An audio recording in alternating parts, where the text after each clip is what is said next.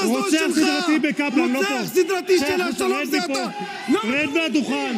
רוצח סדרתי, רד מפה. בעזה יש 17,038 תינוקות שהמערכת שלך הרגה. ביניהם 825 תינוקות מתחת לגיל שנה.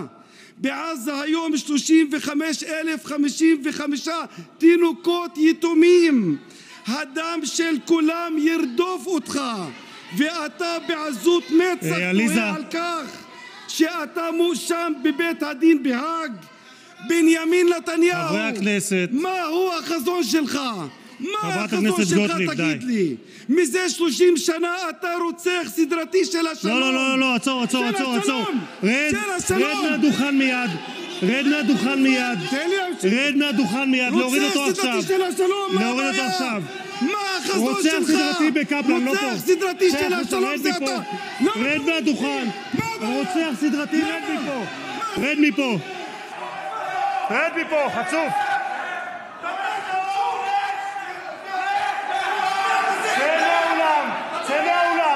צא מהאולם.